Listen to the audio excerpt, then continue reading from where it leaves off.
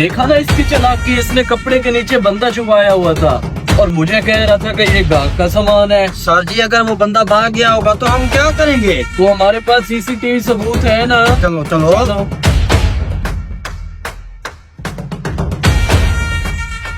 चल अब कोई नहीं है, जल्दी से बाहर निकल।